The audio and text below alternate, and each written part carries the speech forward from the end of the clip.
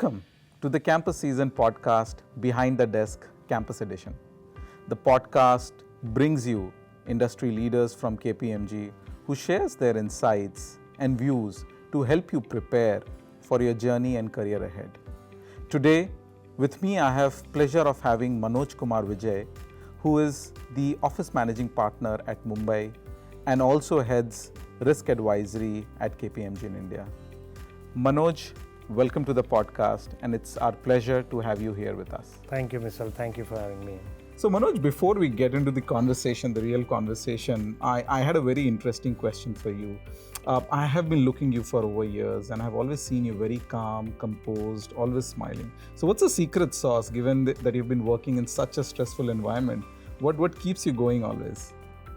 I guess over the years I have managed to actually overcome various kind of challenges, etc. So I feel maybe over the years you get used to the pressures that you're going through every day, and probably that makes you take each day as it comes and enjoy the process of consulting, whatever you're doing, in a calm and composed manner.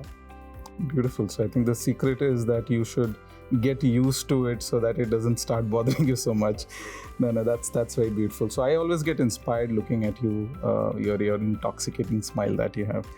Great. So Manoj, my first question to you is, I've seen you transitioning to advisory and now leading risk advisory as a function. How has this transition been to you?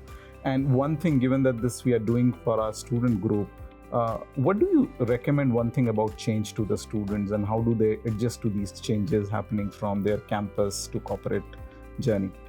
It's a great question, Misal. Actually, sometimes even I wonder what made me decide at that moment of time. But I was fortunate that I was offered this role of head of risk advisory. I know it's a complete transition from what I used to do. So initially I was a little worried whether I'll be able to fit in or not. But I think it's good to take challenges, good to take something new. 6 months in the role, I feel comfortable. I am well versed now with how things happen in advisory. So fairly comfortable. And to your second part of the question, you mentioned, I would reflect back and suggest to all the people that new challenges will keep coming. I think you should just grab it. It also keeps you going rather than the routine, monotonous way. I feel it is good that something new comes up and you take it. And I think go for it. Don't be worried about failures.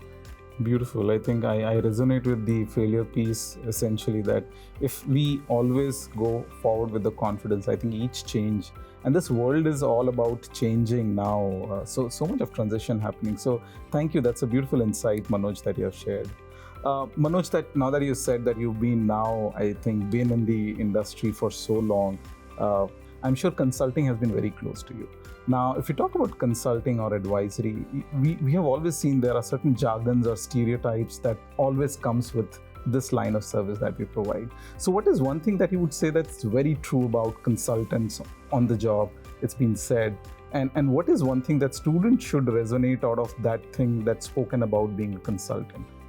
So you're right, actually. I was also a bit amazed at the kind of jargons that I saw. But I think that the relevance to some of these jargons, I guess people resonate with that.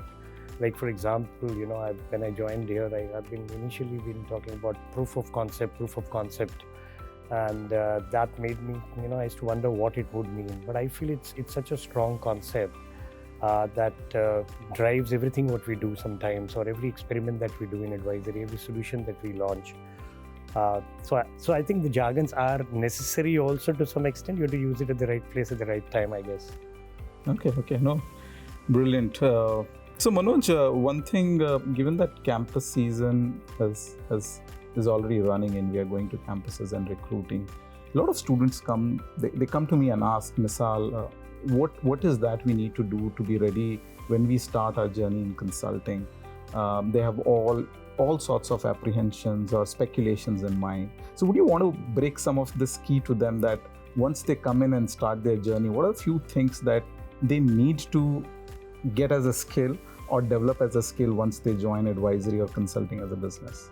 Again, a great question, and I keep coming across this many times with many of the people who I engage with. Uh, I would suggest the primary thing is I think people should be ready to do hard work. It requires a lot of transition from a student when you suddenly come to a consulting kind of a firm or advisory setup. Suddenly the clients look up to you from a different eyes. The one day you are a student and now you are actually being looked upon as somebody who will guide us, the clients.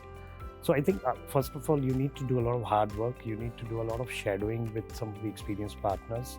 You get to learn a lot by sitting in meetings.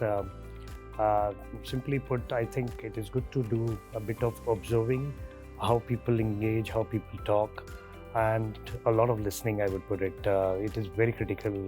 Sometimes I feel many of the advisors make the mistake of talking more than they should in front of clients and they don't listen. And I feel one of the virtues is to listen to the clients, because if you listen well and you understand the client well, you would be able to advise them for the purpose which they want you to actually. So that's one more thing. The other aspects is I think the whole we call the trust and transparency with clients that you need to develop, which will come over a period of time. But I think if you can start doing that initially, that will be good for the students to learn how to do it. It is something that is the core of any advisory practice, I would put it, because once you're able to establish a relationship of trust and transparency, the respect of the client goes up, and you are well regarded, and you get more and more kind of opportunities to work with the client. I think the trust and responsibility is the key thing.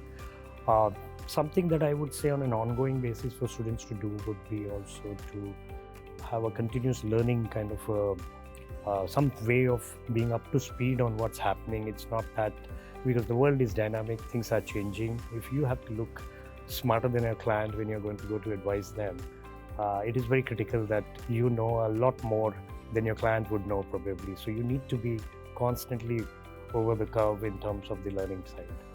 Great. No, I completely resonate with it, Manoj. Learning happens to be the key. Hard work, of course, in today's era of smart work, I think hard work still continues along with the smart work. And their ability to listen, I think it's very, very important. Having that patience to understand what the other party or the client is looking for is key. Those are beautiful insights, Manoj. Thank you for that. Manoj, I've also seen you as an individual who's been a people's person. In this zone of consulting, it's all about clients and relationship. How do you recommend our students, or what would you suggest our students? How key is relationship in today's context, and how do they build those relationships in their initial years when they start working in consulting, either within the group of people that they work with or clients externally? So again, I personally feel relationships are at the top end actually, because everybody is qualified, everybody is knowledgeable, everybody can learn things, but relationship building is an art.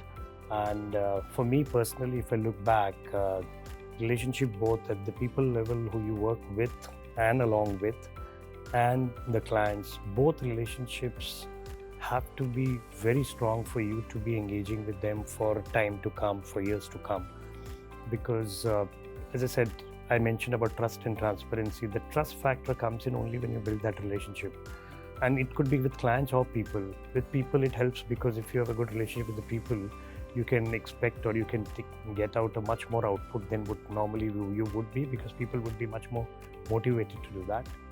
With clients, I feel personally, and I can vouch for it, that the relationships that you build only gives you more work, and the trust factor comes along with it. Like, I'll tell you, the reason I assumed this role of risk advisory is because of the 25 years I spent in the industry building the relationships across, which I could easily leverage now for advisory work. So it's very, very critical part of the whole setup.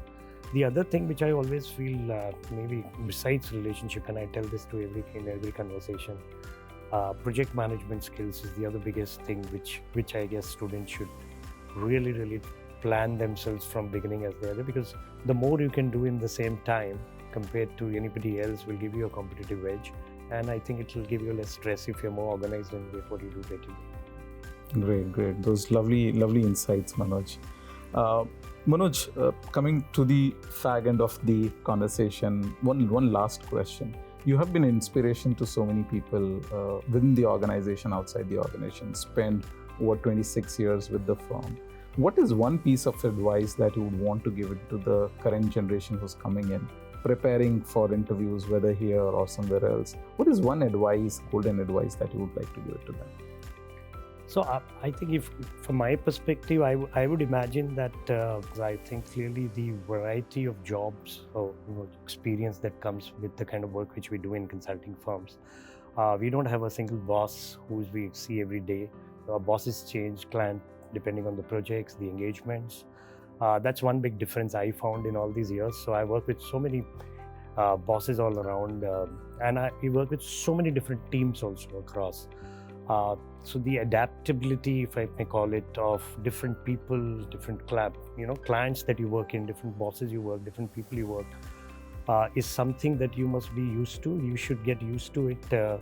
You should learn how to adapt yourself to the circumstances, and I think that is what will make a big difference for you. Great. So adaptability is the key in any space that you be in. Now, so great, Manoj. I think great piece of advice, and I'm sure the students who are preparing to start their journey in the consulting landscape are going to benefit a lot from this. So thank you so much, Manoj, for your insight, and it was great having you on the show. So much, Mr. It was a pleasure talking to you. Thank you so much for joining us today. I hope you found today's session to be very, very insightful and engaging. Keep watching this space for more such sessions with our industry leaders, and I'm sure this is really going to help you shape your career ahead. Thank you.